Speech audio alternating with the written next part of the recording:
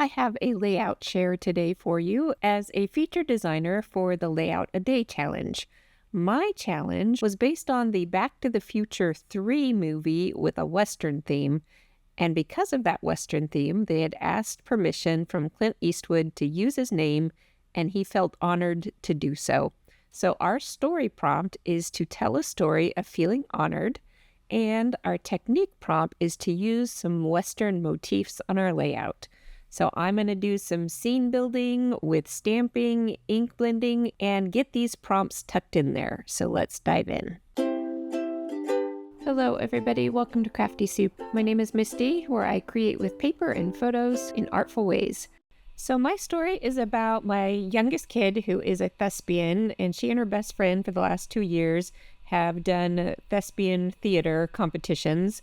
And each of those last 2 years at both the regional and the state competitions, they've taken first place. And so that is very much an honor, and I'm going to be a proud parent today and show that off. And I am incorporating my Western theme with some of these little hats and this audience die set from Hero Arts, which is based on performances. And I will link you up to these products. If you have a kid who performs, there's icons for dancing, for public speaking, for theater, musicians. So if you have a public performer, these products might suit you.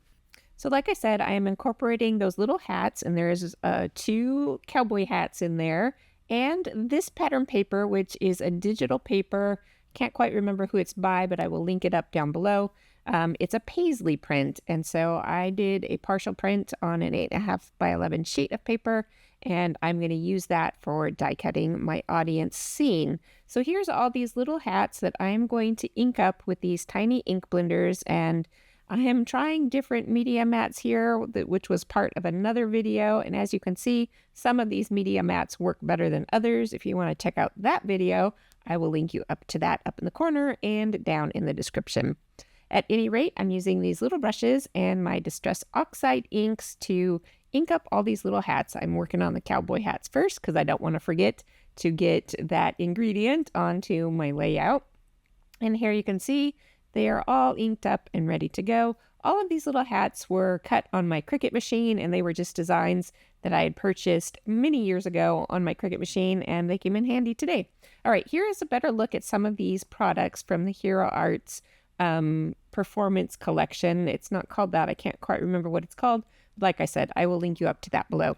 So I stamped the scaffolding across the layout of my page, and there are some lights included in this stamp set to be attached to that scaffolding. And this teeny tiny little stamp here is kind of the brackets that attach those lights.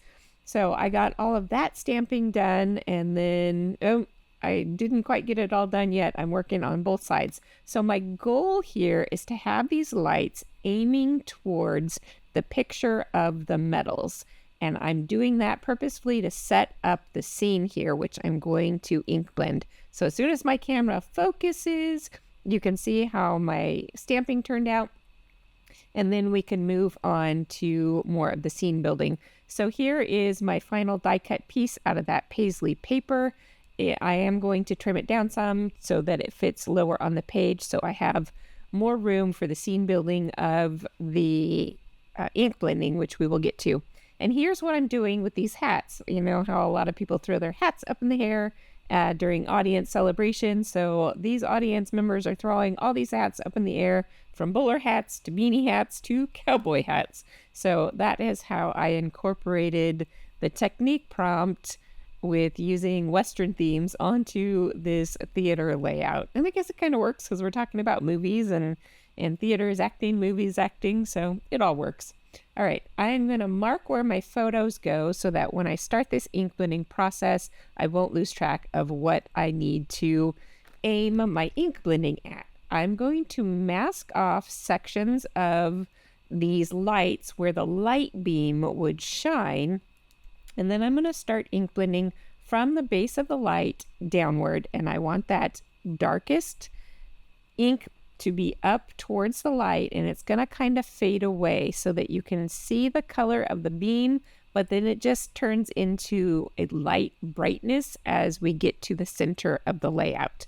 And that gives the illusion of light shining down onto our project. So I'm going to work on the next light, and I'm using the same tape, keeping that yellow portion of the tape into the middle so that I don't accidentally spread that ink to other parts. Sometimes it takes the tape a little bit longer to dry than it will take the background paper, so being careful with the tape helps to prevent smudges. All right, and here's what it looks like when all 3 light beams are ink blended in there. And as you can see, I got it pretty good to shine right on that focal photo. And then as I layer these photos, I'm using the edge of the corner of this photo to kind of point towards the action of the second photo. So that's a very subtle technique to use when layering up your photos. All right, for the next part of this scene building, I am going to blend in the background. Now, you don't want to ink blend blue ink over yellow ink because you'll end up with green. So I am taping off the yellow of those previously blended light beams while I do my blue blending. And I'm going to kind of keep a stroke going mostly in the same direction as the beams as I blend so that it just kind of fits in a little bit better. You will see I will start to use a swirly motion for some of the ink blending that's more away from the light, but when I'm closer to those light beams, I am using a directional blend. All right, you do have to be careful with blending off, with sectioning off your light beams. Because of the edge of the tape, it can create a little bit of a gap for your blending, and I like to barely be able to see a peak of that light beam color when I start to ink blend, because if I completely 100% cover that light beam with the tape, then it will leave a white gap, and then you'll notice that it's ink blended and not this smooth scene. So here you can see how well that blue fits in between. And there's one light there that I didn't quite get the tape lined up right, and you can see that little bit of white edge. I don't know if you caught it, but you can always rewind the video and see what I'm talking about if you didn't catch it. All right, for the rest of this scene building, I am going to kind of ground those photos with that audience scene. And yes, there was a little awkward hand there with my die cutting, so I wanted to remove that awkwardness. But my photos are going to kind of sit onto this grounding with this kind of quote unquote stage, which I'm also using blue for to keep the color tone there. I'm using some lovely gold alphabets for the festive feel of this. And then I'm going to darken up my background even more with some black oxide ink. So hopefully you can see that keeping that contrast between the dark color and the lighter center helps draw the eye in, not only with the actual angles of things, but with the colors of things as well to that focal photo. All right, I'm just working on a few embellishments here. I die cut a burst circle shape. I embossed it in an embossing folder to give it a little more fanciness with a polka dot background. That's going to kind of be a little bit of a medallion that goes along with the title. I am stamping on some vellum to overlay on top of that with these little drama masks here, and I'm adding a little bit of more title work with a smaller alphabet set, and I will tuck that alphabet set on other places of the layout as well. Because I've got stamping and alphas on this vellum, I have a place to hide my glue, so I give a very light bit of glue and then just kind of tap it off so that it doesn't squeeze out from underneath, and that will help glue on that vellum to my background. I do give it a bit of pressure and some time to really adhere because there is a texture to that background, and I need that vellum to stick down just fine. So you can see I've got some other of those red alpha letters going on with the date and a little bit more to my title. I've put on my journaling over there. And the final touch here is to spread these hats around as if they were like enamel dots or sequins. So that is the final touch to this layout.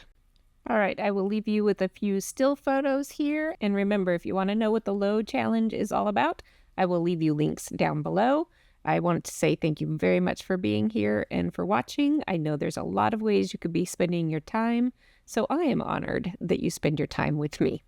Until next time, have an artful day.